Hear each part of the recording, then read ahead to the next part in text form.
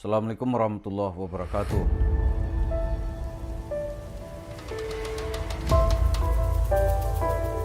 Para pemirsa, setelah jalur-jalur atau kreasi yang dibuat oleh Mansur ini gagal, lalu pilihan terakhir Yusuf Mansur itu adalah menggeluti warung stiknya, yaitu warung stik and shake, ya kan, yang jumlahnya mungkin kata informasi lebih dari 100 tempat yang tersebar di berbagai kota. Tapi kalau kita lihat, itu di banyak tempat sekarang ini terjadi penurunan gitu. Kalau di Jakarta kita lihat warung stiknya itu mulai sepi. Coba aja lihat di sepanjang Jalan Raya Ciputat misalnya. Itu sepi-sepi saja, malam minggu pun juga sepi gitu. Lantas kalau kita lihat lagi di Jakarta Pusat, saya lihat itu udah dibangun megah-megah, itu juga sepi. Di Depok kata kawan-kawan juga sepi warung stiknya. Nah, kalau kita kembali kepada kajian spiritual, ini kenapa gitu? Kalau kata orang-orang Cina itu di depan pintu itu ada yang nungguin gitu. Jadi orang takut masuk. Tentu kita nggak percaya yang begitu-begituan ya. Tapi bagi kita umat Islam, ada dua malaikat yang terus-menerus berdoa kepada Allah. Ya kan?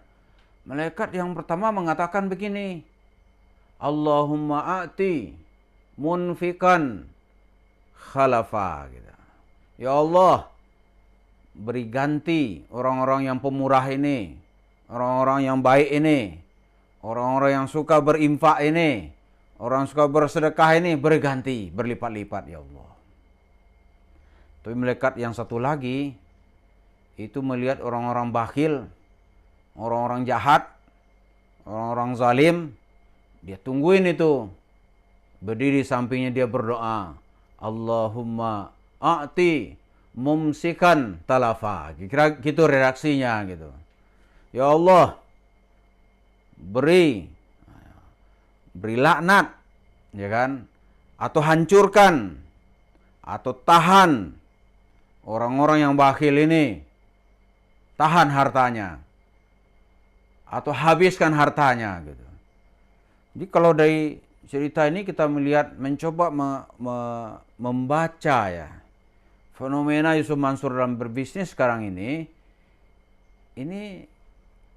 yang keras doanya tuh yang dijabah oleh Allah sekarang doa malaikat yang meminta hartanya dilipat gandakan, atau malaikat yang berdoakan supaya hartanya ini dihancurkan dan dihabiskan gitu.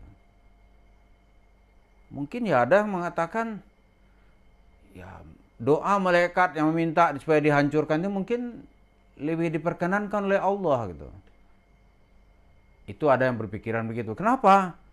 Karena kasus kezalimannya itu muncul di mana-mana. Jadi efeknya kita lihat dalam dunia bisnis, ya bisnisnya nggak lagi wah, kalau dulu itu kan ramai sekali gitu. Bahkan bukan hanya kepada Yusuf Mansur, kepada grup-grupnya. Dulu apa itu, ada kawannya juga itu yang sering ikut-ikut Yusuf Mansur gitu. Dia namakan juga bisnis ayam apa, saya nggak apa lah, ayam goreng apa ayam bakar apa ayam apa gitu. Dia selalu tampil tuh memberikan testimoni kepada Yusuf Mansur. Bagaimana dahsyat dan hebatnya bersedekah gitu. Dia ceritakan tuh nggak perlu ikhlas.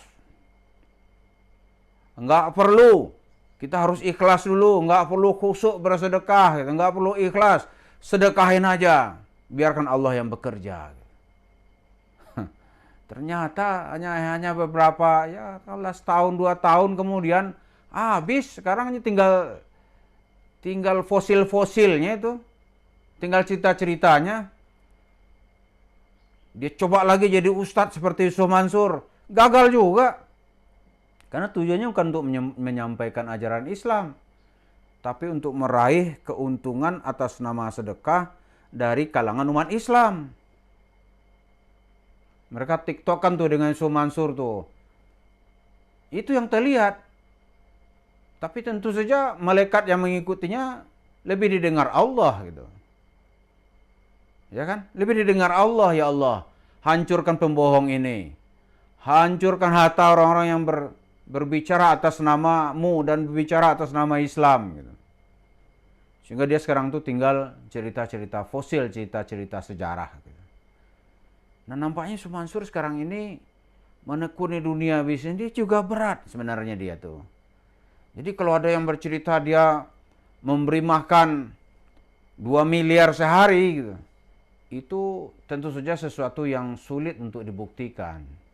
Bahkan beberapa orang bilang lah gaji 50 juta aja karyawannya yang nggak digaji nggak berani dia. Dia lebih senang berurusan dengan hukum daripada menggaji. Nah sekarang miliaran kan dia buang gitu. Kan di mata dia kan gitu. Miliaran kan dia buang. Kalau gaji sedikit dia nggak mau. Ada lagi yang bilang saya tuh setahun 200 miliar nyumbang para santri. Faktanya dia minta itu sertifikat wali santrinya. Sehingga pesantrennya pun juga sudah diambang bangkrut. Kalau memang benar gitu ya agak sehari dipindahkan lah gitu. Kasihlah ke Zaini Mustafa nih, ane berutang sama antum, sesuai dengan putusan pengadilan dibayar. Kan 1 miliar 246 juta. Ya kalau sehari dia ngasih makan 2 miliar dikasih makan untuk santri, itu kan sama 1 kali jatah makan siang cuman itu. Jadi ceritanya paradok gitu, nggak bisa dibenarkan. Karena itu kita lebih yakin ya doa malaikat tadi itu lebih keras sebenarnya. Walaupun Yusuf Mansur mencoba beralibi dengan cerita-cerita orang baik, orang yang rajin bersedekah. Ini faktanya kan nggak ada. Nah sekarang orang ya cerita-cerita agama itu masyarakat yang terbuka sekarang nggak ada yang mau percaya begitu aja. Kenapa nggak mau percaya? Karena dia punya banyak pembanding. Bandingin tanya lagi ke sini, tanya lagi ke sini gitu. Lihat aja tuh di YouTube channel itu. Berbagai macam versi agama muncul. Dan orang sekarang ini mencari referensi itu tidak bertanya langsung kepada ustadz. Enggak. Kalaupun ada jumlahnya kecil, mungkin 10% lah. Sementara 80% dia mencari cerita agama atau masalah-masalah agama itu dia cari melalui Google. Ustadznya sekarang itulah Ustadz Google gitu. Dicari. Karena di Google itu ya banyak sekali informasi. Contoh ya, dulu itu kalau orang tamat dari doktor dari Madinah misalnya, dia membawa buku tuh problem itu. Membawa buku hadis yang jumlahnya banyak itu, oh beratnya minta ampun itu. Tapi sekarang hanya dengan 1 laptop, ya kan, itu ribuan kitab. 1 maktabah baru, saya maktabah Ar-Risalah gitu. Oh itu ribuan kitab. Tafsir apa kita cari ada. Kitab-kitab yang dulu diperdebatkan secara hangat gitu. Yang sudah tidak dicetak lagi. Wah ada di sana dicari. Karya-karya Mu'tazilah misalnya ya. Yang di pasaran sudah sulit dicari. Tapi melalui internet kita gampang mencarinya. Dan itu ringan. Dan ini kan tidak mungkin lagi dikembalikan oleh Yusuf Mansur kepada zaman yang lalu di mana dia bisa bercerita sesuka hatinya. Dia bisa bercerita ketemu Nabi Muhammad. Ya, sekarang nggak ada lemparin orang itu.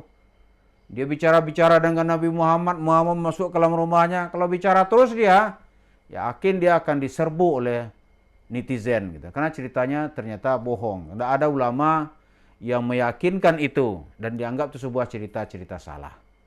Jadi sekarang ini adalah masa-masa ya kemunduran ya bagi Yusuf Mansur, baik usahanya sebagai tokoh agama yang memperjualbelikan agama maupun upaya-upayanya mendapat uang dari jalur real gitu. Usaha-usaha real yang selama ini telah dan terus akan dia rintis.